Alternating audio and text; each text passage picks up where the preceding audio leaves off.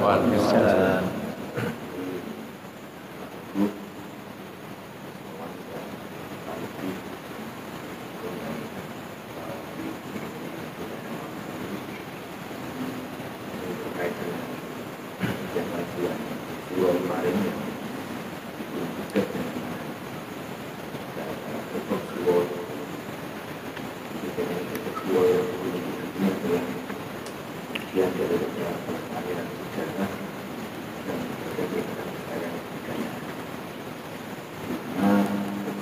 kegiatan saya seperti itu harus selalu kita hubungkan agar jati diri bangsa kita itu tidak luntur terbawa oleh perkembangan zaman yang semakin.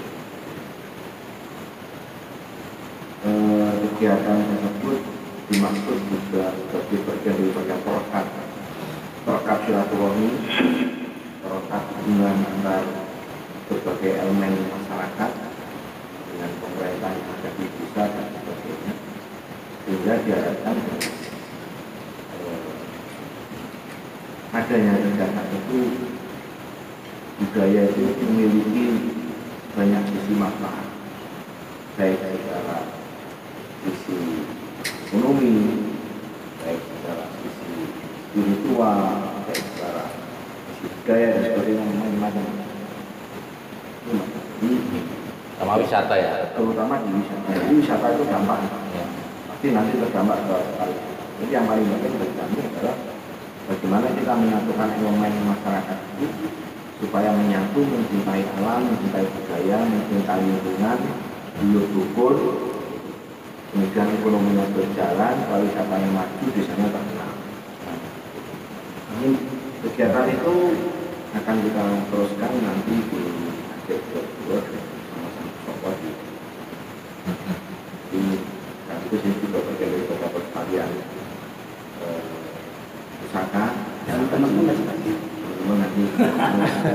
tanggal belum kami tentukan, tapi persiapan terus kita susun setelah otomatis kalau kita di Tulungagung ya setelah dari partisipasi baru kita secara aturan dengan itu sehingga nanti dari Gunung Bukit ini perbaikan ini konsep kami di sana itu dari 5 konsep, yaitu warna budaya, warna pustaka, warna pusaka, warna wisata, dan warna asrama. Jadi selaras dengan Kapura yang kita buat di depan sebagai mandala kedua bulan.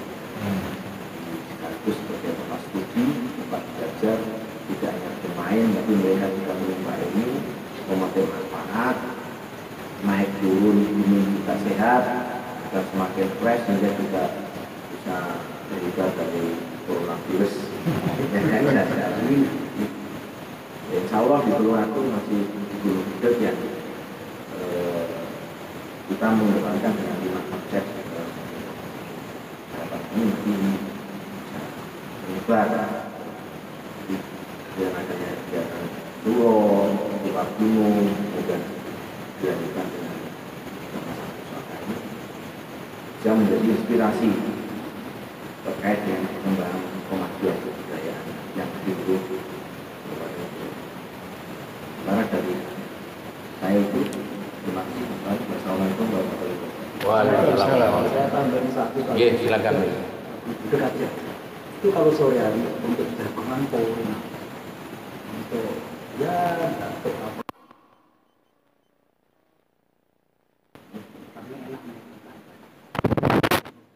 Lanjut.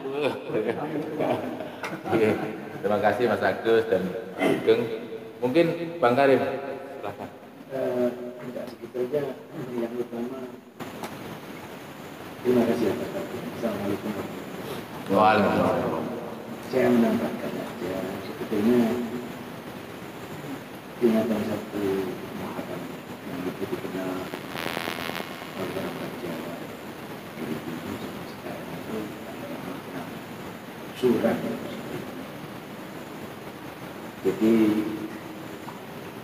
keprihatinan itu sebetulnya yang berawal dari sejarah,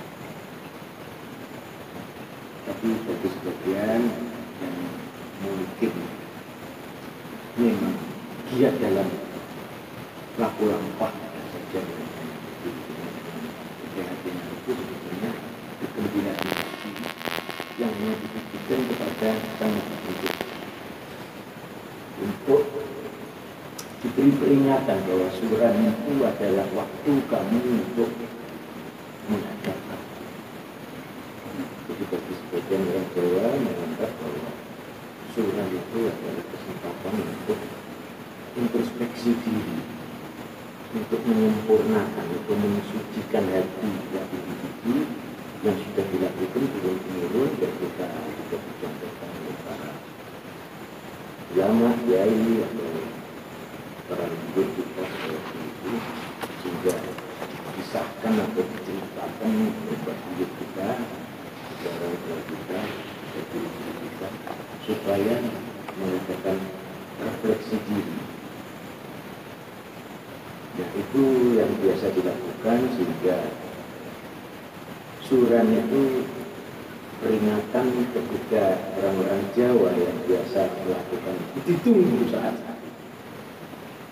Ketika saat itu tiba, tiba mereka mempersiapkan satu persembahan atau dharma supaya dia memiliki merasa dia ingin berbagi dengan acara-acara keselamatan yang biasa dilakukan di lingkungan kecil, keluarga maupun di lingkungan desa setempat, atau bahkan di lingkungan yang lebih besar lagi. Saya kira itu yang kita refleksi, sehingga kadang-kadang karena keterbatasan situasi COVID ini, sehingga sebagian besar masyarakat tidak bisa melaksanakan menurut kehendaknya dengan keterbatasan, sehingga surat peringatan 1 Muharram kali ini begitu tidak nampak atau masyarakat yang sekali itu lebih berdampak pada pihak individu untuk lebih menambah apa yang mungkin terdapat selama ini, sehingga itu tercermin dari sikap masyarakat kita yang berakan agama tapi masih tetap nekat pada saya mau melaksanakan. Begitu Pak Roland. Terima kasih Bobo-Bobo. Saya kira itu yang bisa saya tambahkan untuk mengatakan untuk bisa lebih diperbuka lagi sehingga bisa dilanjutkan dengan masyarakat yang memang awal dari tambahan isu. Demikian terima kasih. Assalamualaikum. Waalaikumsalam. Terima kasih Bang Karim. Selanjutnya Mas Yanto. Oke. Tidak menutup kemungkinan teman-teman mahasiswa monggo dari beberapa orientasi itu mungkin ada ganjalan atau unek-unek atau apa yang ingin disampaikan atau ditanyakan. Silakan.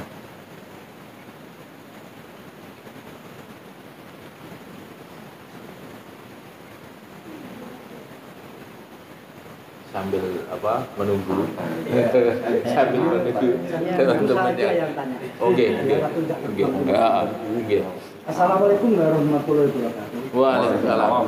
Yang saya hormati Bapak Lamiti, Bapak Teguh, Bapak Budi, Bapak Wawan, Bapak Agus. Nah, tentunya bukan Bapak Bangga. Oke. Juga teman saya Kiai yang Oke, Bapak saya tadi belum nanti silakan kelupaan. Ini dari saya aja. Untuk mengingat 1-0 ada beberapa tanggapan dari saya untuk kantin sekarang.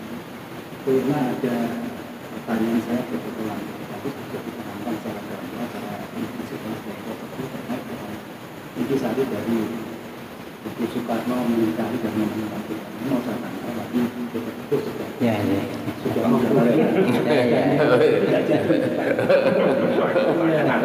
harus triwinara. Bapak Budi tadi mengatakan bahwasanya Soekarno menemukan Tuhannya melalui hubungan komunikasi. Ini kalau saya masuk dengan cerita lapor ideologi terkait dengan sama kriminal bahwasanya temukan Tuhan dari nah ya biar saja barang siapa mengenal dirinya akan mengenal Tuhan barangkali sudah terkait oleh Bapak Budi saya ngomongin pedajah makin amat Kalau enggak nanti selesainya baru syukur. Kan Pak Bapak Budi ini kan Bapak Budi ini kan tiap hari berdekat di perpustakaan itu. Karena pasti banyak sekali beberapa pendapat yang masuk di makna spesifik Bapak Budi. Saya mau menanyakan masalah sana. Di Jakarta dulu juga ada pertemuan besar oleh Pak Karot dinamakan Toko Sarina. Nah, Sarina itu siapa? Karena agama ini mengatakan bahwa Sarina itu adalah seorang perempuan yang jadi pemomongnya Pak Karot itu. Kalau ini benar berarti Pak Karot luar biasa.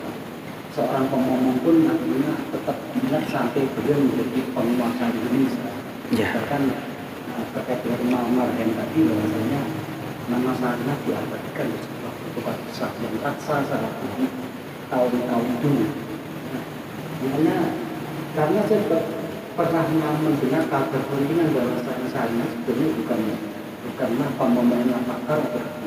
Beberapa pendapat mengatakan bahwa sebenarnya Sarina tidak benar itu mengatakan.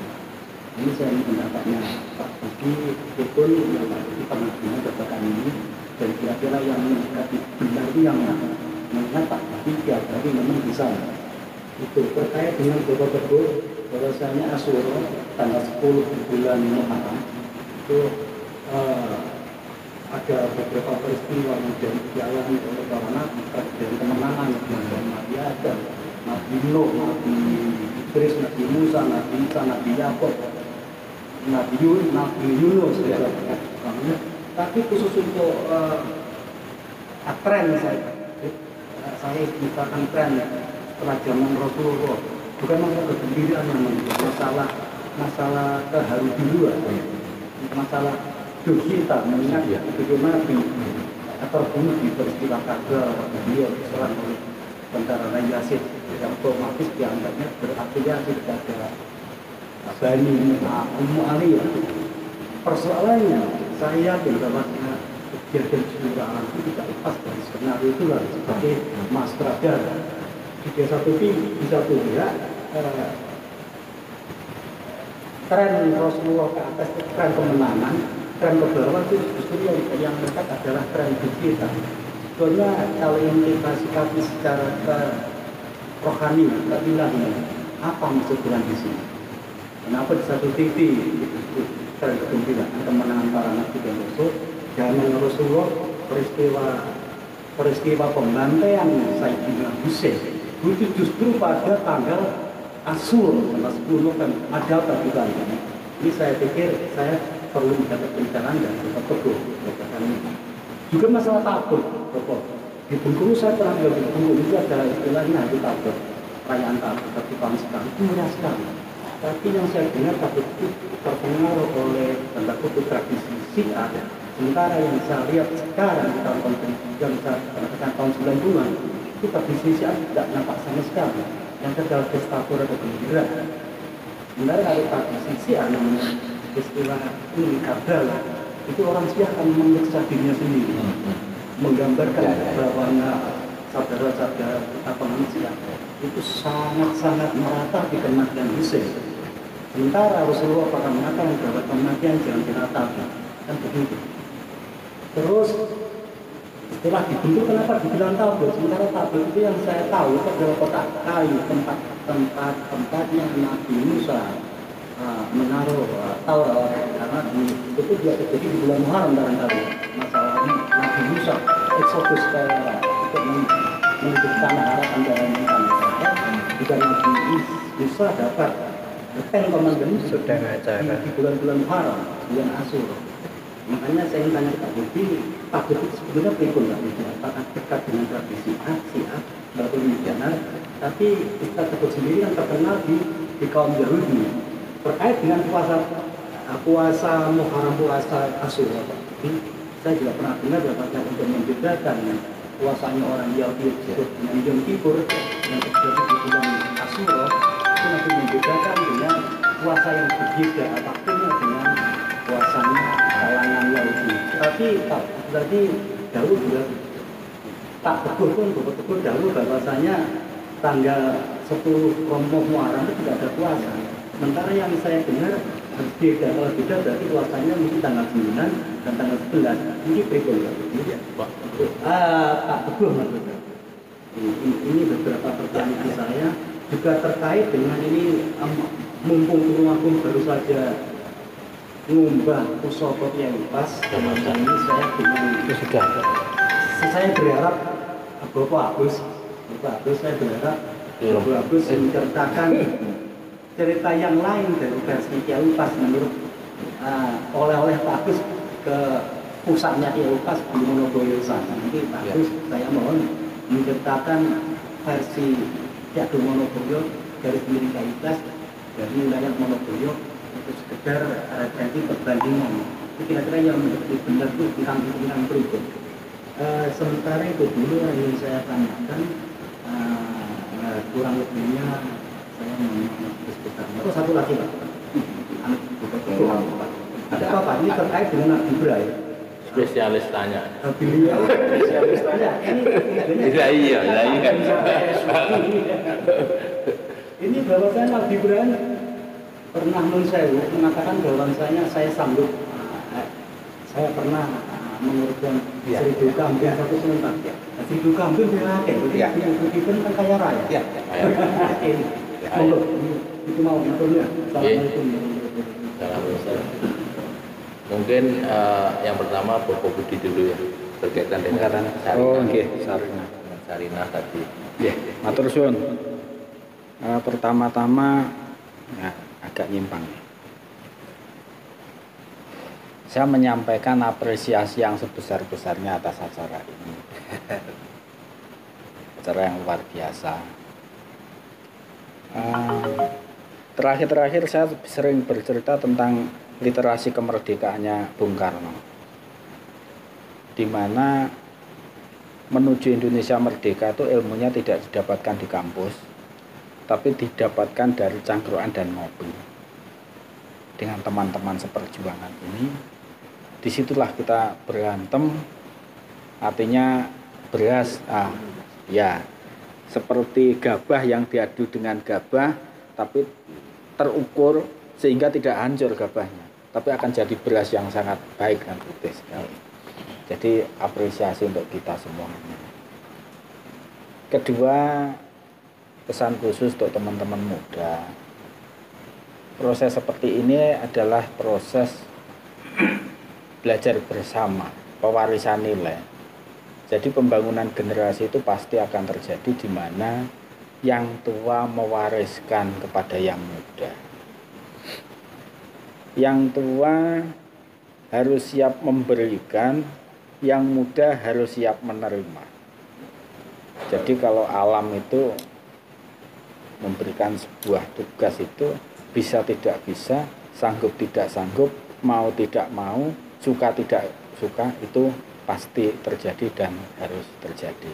Jadi teman-teman muda pada kesempatan yang baik seperti ini, belajarlah bicara. Jadi kalau saya ceritakan sedikit tentang Bung Karno, di usia 17 tahun Bung Karno itu keinginannya untuk menguasai panggung bicara sudah sangat kuat sekali. Jadi di usia 17 tahun sudah berpikir bagaimana menuju Indonesia merdeka, nanti didasarkan pada apa, nanti akan dibentuk bagaimana, supaya ini bersatu tidak tercerai-berai bagaimana. 17 tahun sudah berpikir ke arah sana. Dan real sudah naik panggung, jadi ada satu semangat besar. Jadi dalam kesempatan seperti ini, mumpung ini istilahnya, tentu saja yang tua-tua ini bukan ingin biji, ngomong salah dan lain sebagainya. Bukan itu saya kira ya. Kita ayo mari silahkan belajar bersama. Jadi ada kesempatan ini silahkan yang muda-muda itu juga bicara sebisa-bisanya. Salah tidak masalah, karena niatnya tidak salah. Niatnya untuk benar. Tapi untuk benar itu melewati salah. Jarene wong dialektika no wong salah iki hebat loh. Masa tinggal diwalik dadi bener. Nah, jadi ini ora salah itu ya ora bener. Nah, jadi untuk teman-teman muda tolong ini yes, pertama kita grogi, isin, malu dan lain sebagainya, sudahlah wes mbuh piye kono nek masa ngene lah kita. Jadi setelah ini tolong nanti anu ya yang muda. Nah, Sarinah sepanjang tahu yang berbasic dengan literaturnya adalah buku Bung Karno Penyambung Lidah Rakyat Indonesia, ditulis Cindy Adam, karena itu adalah cerita yang dituturkan oleh Bung Karno kepada Cindy Adam, ditulis dalam bahasa Inggris, kemudian diterjemahkan dalam bahasa Indonesia. Jadi buku itu sumbernya Bung Karno sendiri. Dikaitkan Sarinah, Bung Karno hanya menceritakan bahwasanya kalau ibunya Ibu Ida Ayu Nyoman Rai, Sarinah adalah pamongnya. Tapi ada satu yang mencuat di benak saya ketika saya merasa harus mengunjungi makamnya, Patian. Di mana makam Sarinah itu adalah sebuah tempat yang istimewa. Jadi kalaupun itu dikatakan keluarga, ya ternyata makamnya di situ. Kalaupun bukan keluarga, yang jelas makam ini kalau dilihat letaknya, saya nggak ingat betul, tapi menyatu, bukan menyendiri atau jauh atau menyatu. Nah, akhirnya memang memunculkan juga sebuah perasaan, sebuah angan-angan. Nah, kalau begitu sebenarnya Sarinah itu siapa? Dalam keluarga ini kok nampaknya begitu menyatu. Nah, jadi acaranya sik berjalan. Kalau kemudian muncul spekulasi yang lain tentang Bung Karno sebenarnya anaknya siapa, artinya anaknya itu ibunya siapa, lek bapaknya siapa nu bisa ceritanya lebih luas lagi. Tapi yang mesti kan ibunya siapa yang paling benar. Lek bapaknya siapa kan boleh aja bapaknya siapa saja. Jadi kalau ibunya. Nah, jadi memang ini banyak spekulasi di luar buku itu. Tapi Bung Karno nampaknya tidak terlalu suka berspekulasi itu, hanya mengatakan ibuku itu ya itu. Tetapi perasaan saya sendiri ketika di sana saya juga beberapa kali ketemu orang-orang yang istilahnya secara fisik, face-nya persis.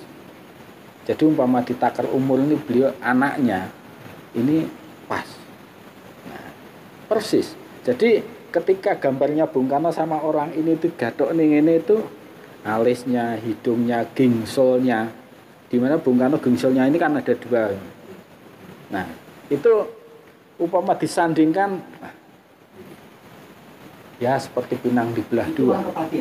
Bukan, artinya saya beberapa kali ketemu orang yang mirip seperti itu. Ya nampaknya ya memang ada sesuatu, karena orang ini ketika saya minta berkenalan, sementara ini belum diperkenankan. Nanti saja Pak, kalau memang ada jodoh kita ketemu lagi. Ya sudah, nah, seperti itu. Tapi memang saya ketemu orang ini. Satu waktu itu umurnya sekitar 50-an, yang satu 80-an. Jadi saya pikir lah ini, jadi mungkin seperti itu. Ada hal lagi terkait dengan Sarinah. Ketika tahun 60-an ini menjadi sebuah frase atau apa ya sebutannya. Jadi Bung Karno suka bikin singkatan-singkatan. Sarinah itu singkatan. Siapa anti Republik Indonesia pasti akan musnah. Nah itu dikaitkan dengan jadi dibikinkan sebuah frase itu jadi singkatan Sarinah. Siapa anti Republik Indonesia atau bukan itu mungkin ya. Mungkin kira-kira seperti itu. Saya agak lupa. Saya kira sementara dari saya begitu dulu. Matur suwun, monggo Mas. Iya. Terima kasih Bapak Budi. Sedikit saya nambahkan dari pesan dari Bung Karno itu misalnya yang tentu saja berkaitan dengan situasi sekarang mungkin sangat tepat, yaitu jangan kalimatnya mungkin diluruskan, jangan tanyakan apa yang bangsa dan negara dari berikan. Kennedy Ya, jangan tanyakan apa yang diberikan bangsa negara padamu, tapi tanyakan apa yang kau berikan pada negara.